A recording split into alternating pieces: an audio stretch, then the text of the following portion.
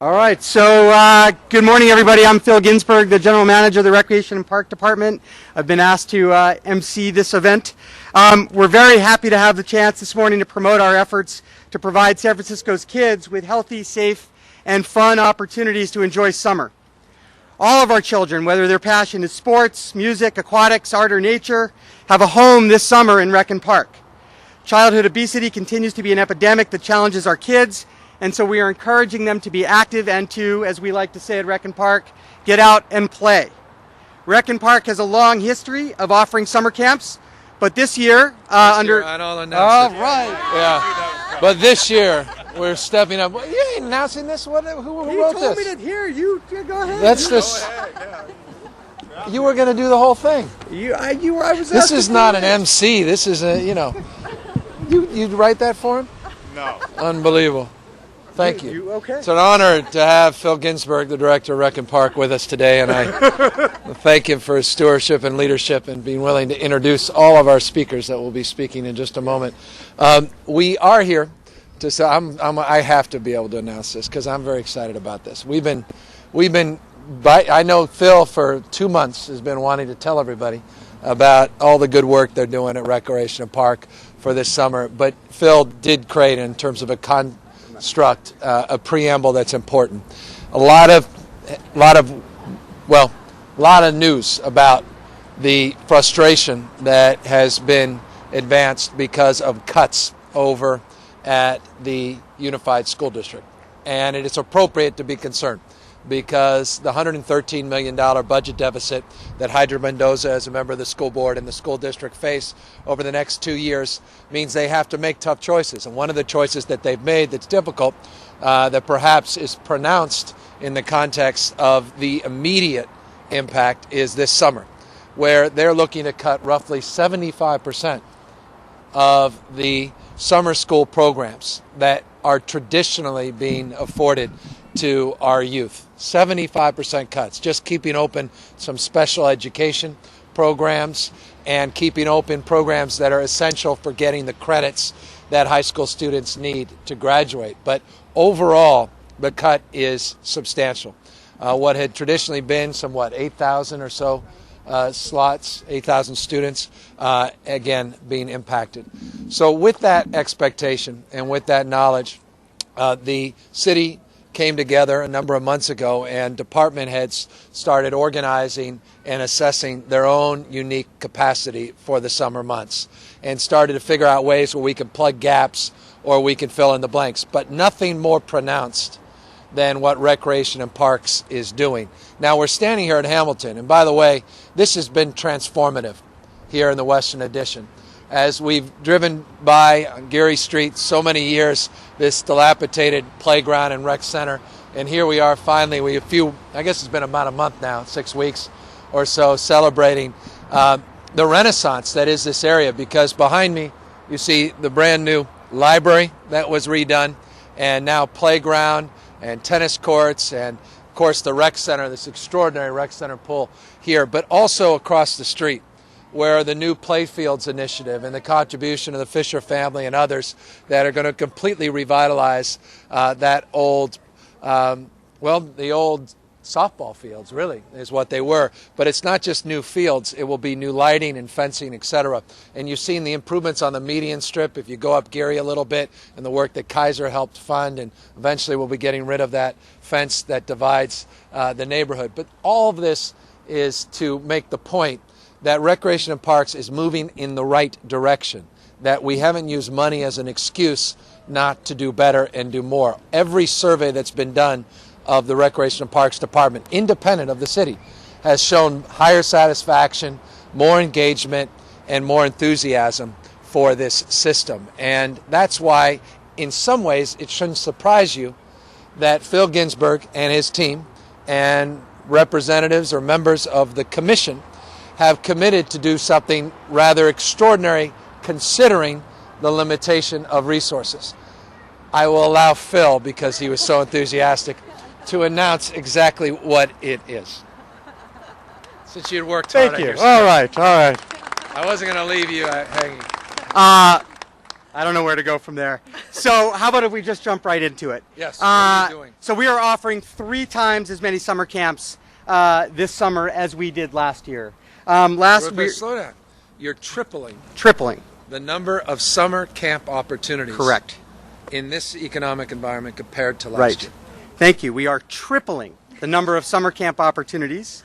We will have 57 different camps, which is triple the number of camps we offered last year. 28,000 slots, which is triple the number that we offered last year. And as you'll hear a little bit more, in partnership with the Housing Authority, we are going to offer camp registrations, camp slots to all of our children that live in our public housing units for free. That's a big deal. So Phil, just because I know what people are thinking, how in the heck can you afford to do this? 3 strategies. Partnership, which is we've worked very closely with a lot of the people that you see here today, and we are all supporting each other to make this happen. Scholarship. We've been talking a lot about raising money philanthropically and through special events, and so we have more than we've increased our scholarship fund by 2.5 times so that nobody is denied access based on ability to pay, and our programs are going to be cost recoverable. So we do charge for summer camps, with the exception of the kids who don't have the ability to pay.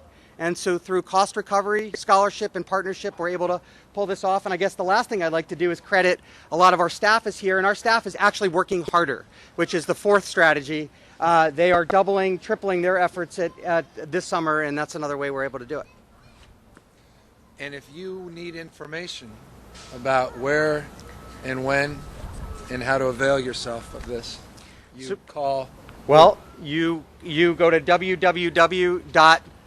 go to our website, which is RPD at sfgov.org.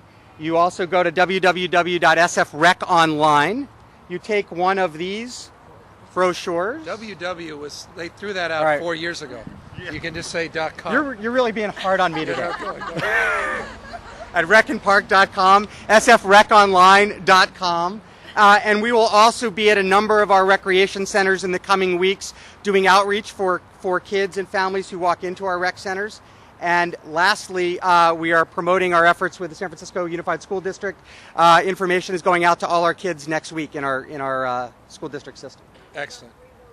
And 311. Thank you. Just call 311 before the board messes with it in the budget. Henry Alvarez, it was noted as the head, and Reverend Amos Brown, the president of the Housing Authority Commission, is here. Phil Ginsburg referenced a partnership with the Housing Authority that allows for free access to your kids to these summer camp programs. Can you extrapolate some further thoughts? I'm going to extrapolate very briefly. It takes leadership, takes the mayor, takes my chairman, takes our key staff, but what it really takes is a phone call from Phil. Phil said, "Can you help?" Just a phone call, in about a nanosecond I said, "Absolutely." He says, "If you help your kids get to come free," I said, "Great." So that's it. That's how it happened. And these slots are summer camp, and they also include swim. We're expanding the swimming program substantially. You're really good at this. Go ahead. You know my job? I'm just we're increasing our Learn to Swim program by 200%. Actually, accidental drowning is the 2nd leading cause of death among our children. So we are actually really committing ourselves to teaching our kids how to swim this summer in our beautiful new pools. Good. But there is a cap on the slots at the Housing Authority, or is there no cap? There is no cap. Okay, because there's a little bit of misinformation. Exactly. So let's clear that up right now. So there is no cap. Any one of our kids that lives in one of our public housing units will be able to participate in our summer camp program at no cost. Be transparent. That's a big deal. Reverend Brown, anything you want to add to that? Well, good morning.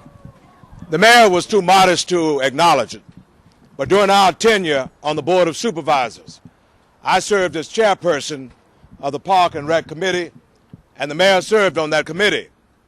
It was above 10 years ago that we began to lay the groundwork for the refurbishment, the redevelopment of all of these park and recreational facilities in the city and county of San Francisco. I remember the day that you could study astronomy from the ceiling in this facility and geology from the floor. But thanks be to the present efforts, under Mr. Ginsburg's efforts, that we now have this beautiful, commodious facility for this community. Let me say that, secondly, I know that we are living in tough times. But Robert Schuller said, tough times never last, but tough people do. Now, we've been tough enough in this community to collaborate, to turn to each other and not on each other during times of great challenge.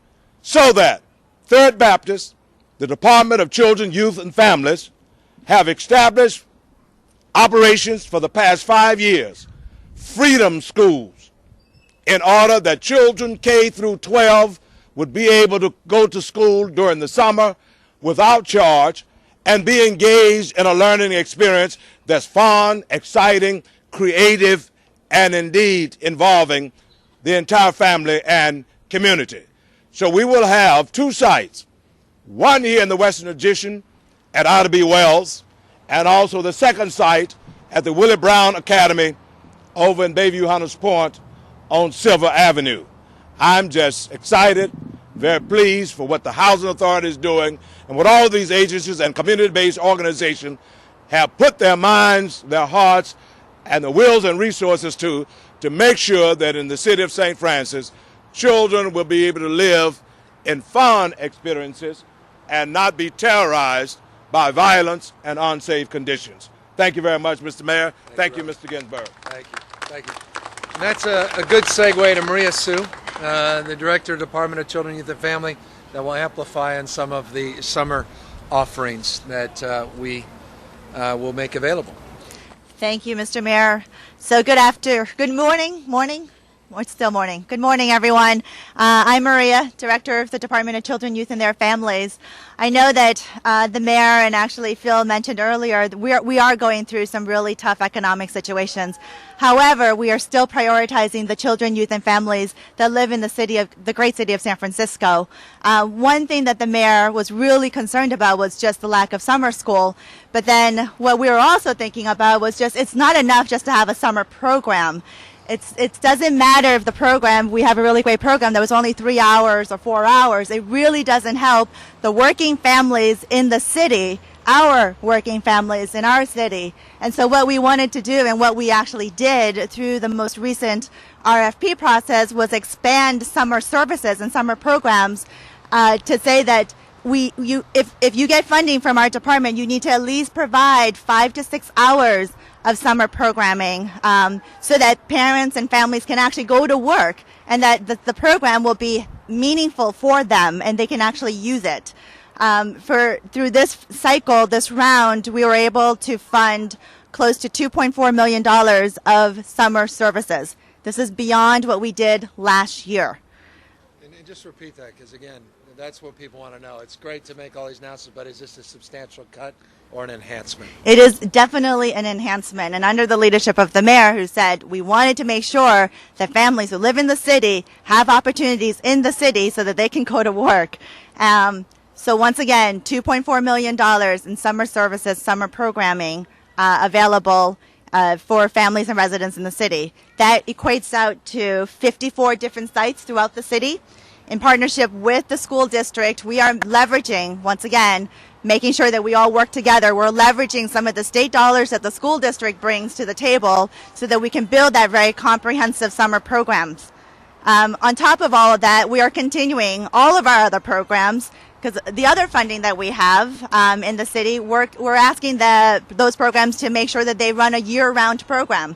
We don't stop services when schools end. We want to make sure that the youth employment programs will continue for the entire summer. The child care programs continue throughout the summer. The family resource programs will continue throughout the summer. So we're really excited that this is an augment to our current funding of programs. Now, in order to do this, we actually had to make some very painful and strategic changes to the way we do business.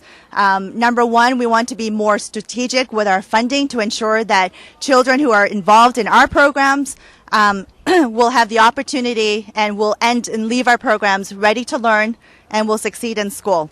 We want to make sure that all the programs that we're funding are of high quality, and exactly what Reverend Brown was talking about, that actually makes sense and is appropriate for the needs of our community.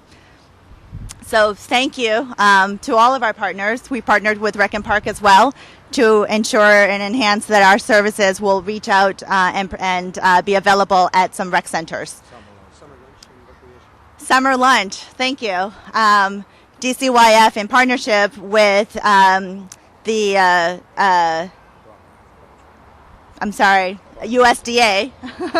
partnership with USDA, Housing Authority, and Rec and Park, this year we'll be able to provide 5,000 meals per day.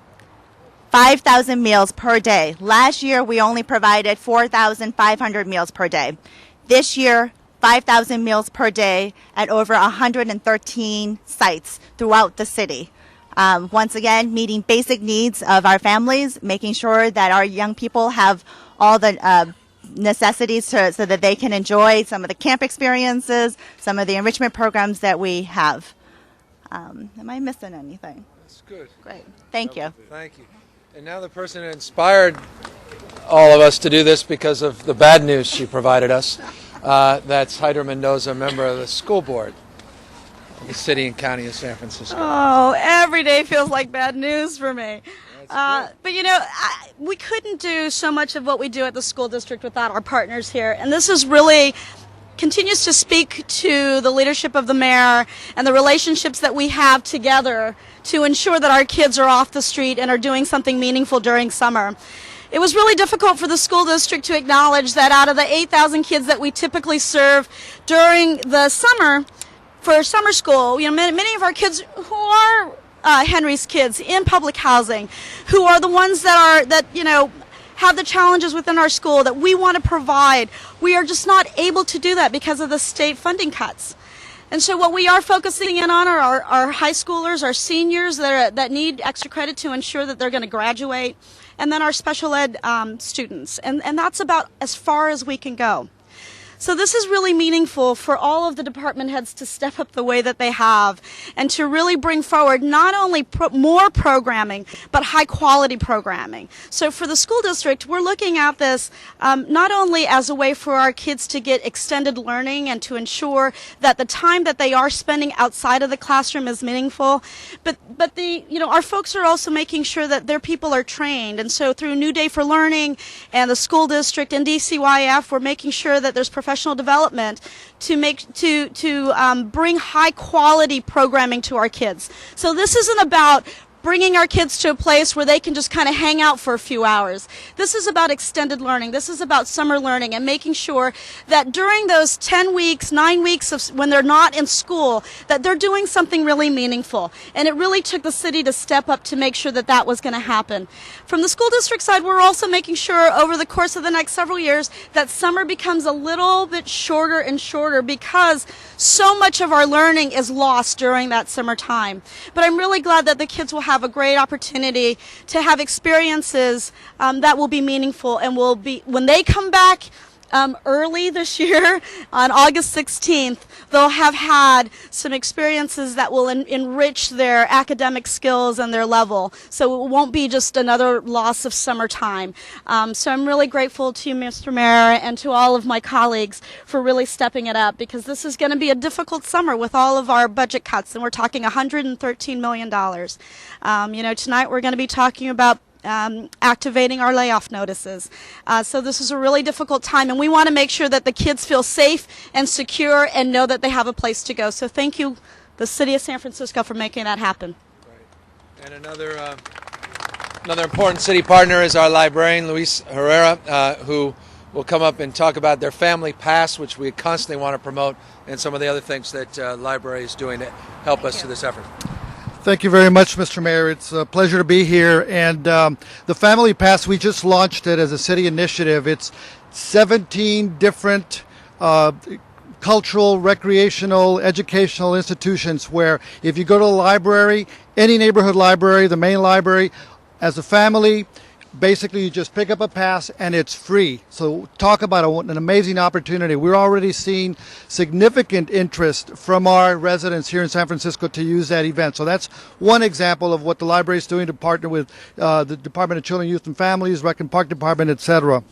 What I want to focus on as well, though, is how important reading is during the summer months. There's a gap there, and by the time kids get back to school, sometimes they may lose up to a grade in their reading attainment. I'll take a time out. Okay.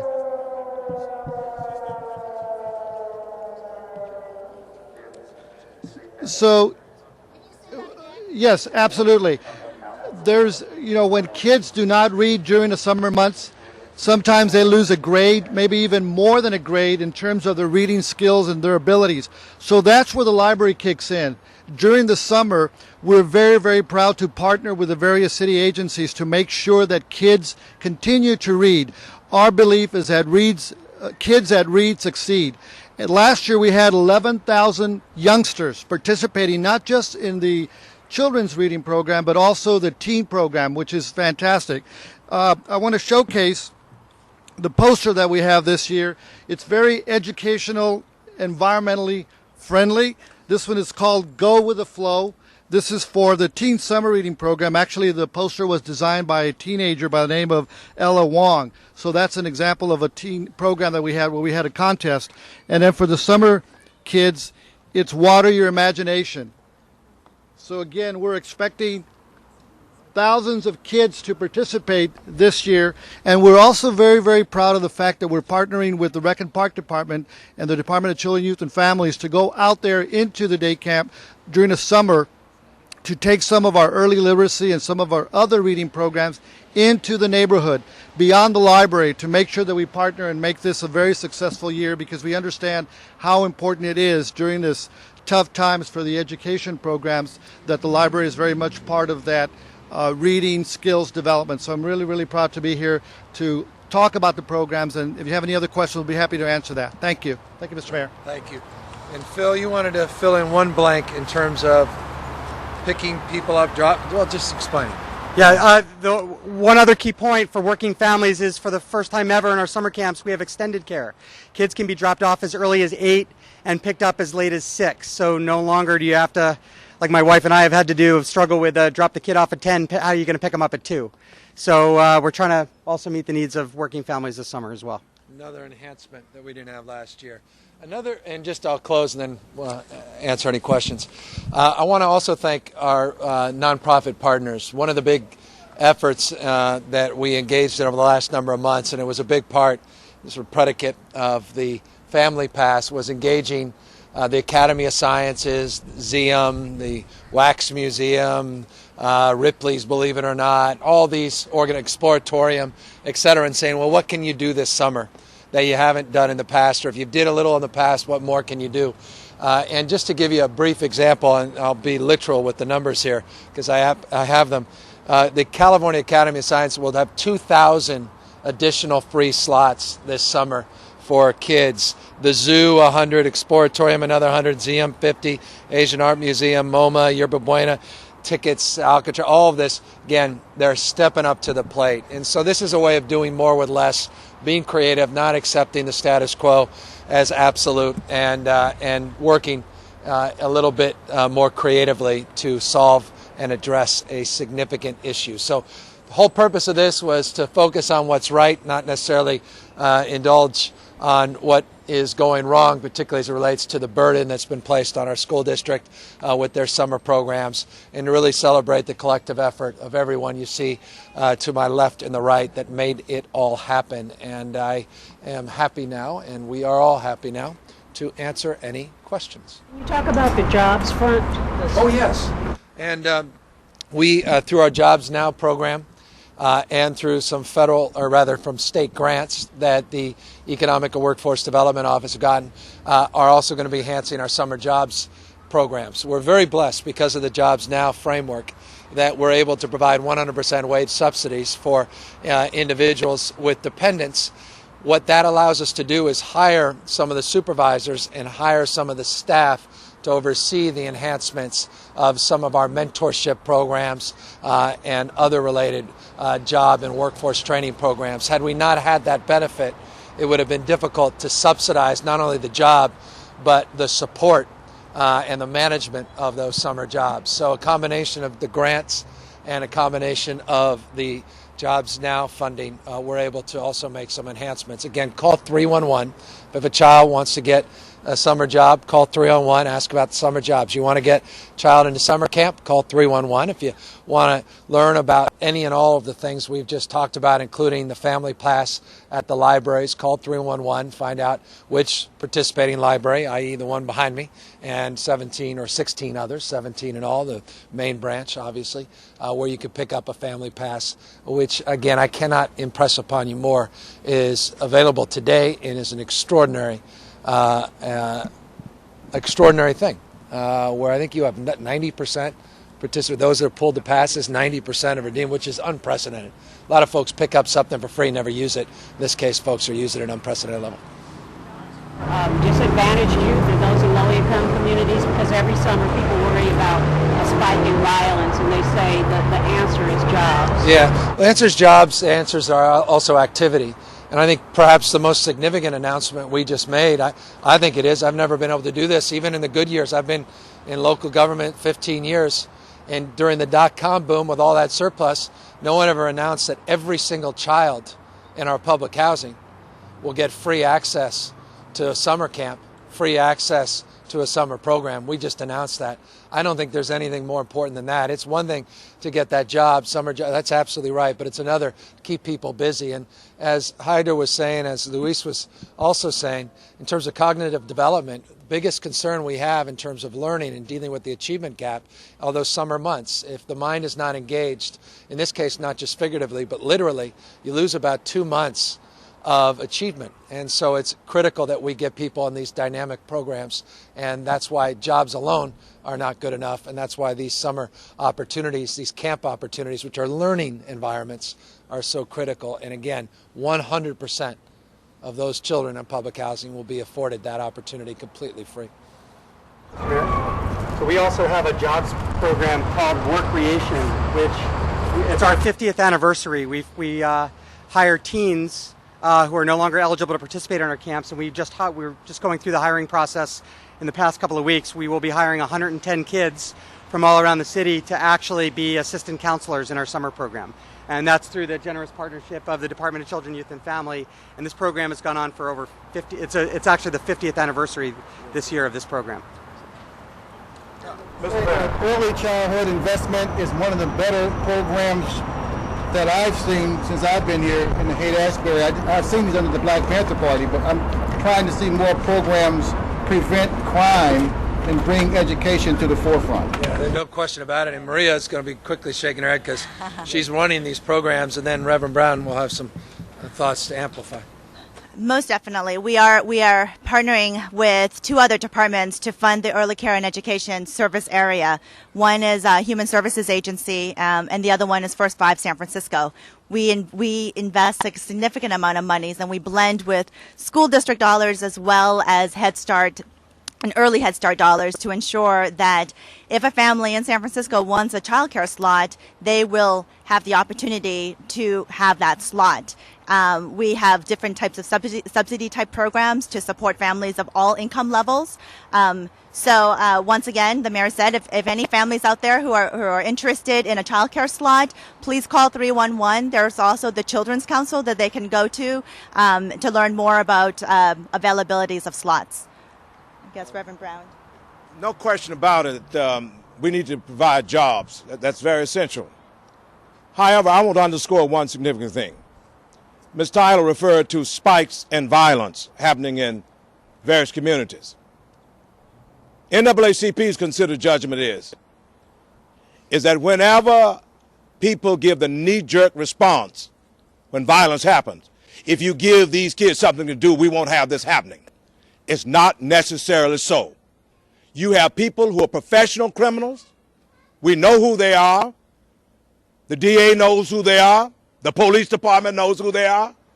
Our concern ought to be also putting this thing in perspective and focusing on those persons who are professional, perennial criminals who have terrorized communities, all communities. And I might say as an aside here, I hope, I pray, I appeal to you, I cajole you as members of the press to help us get rid of this spin that the recent unfortunate incidents of Asian persons being victims of crime is not a general pattern of black people being against Asians. Crime exists, period.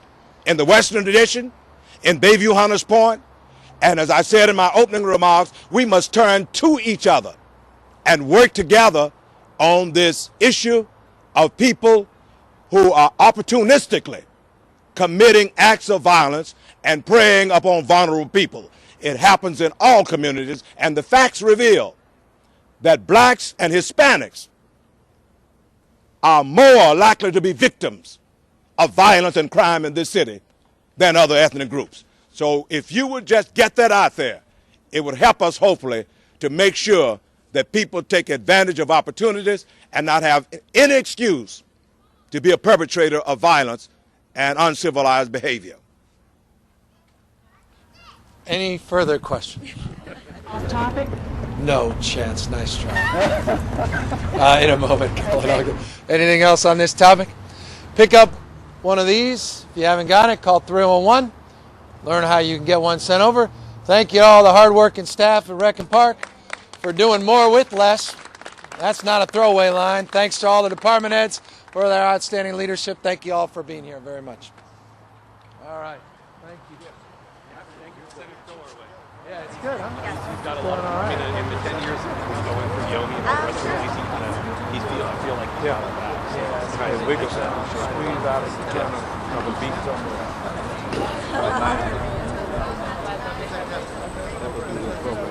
I Do it up right. I will try our best. Like I said, Steve's called to me. Okay. Thank you. All right. Okay. Take care. Then we'll be able to celebrate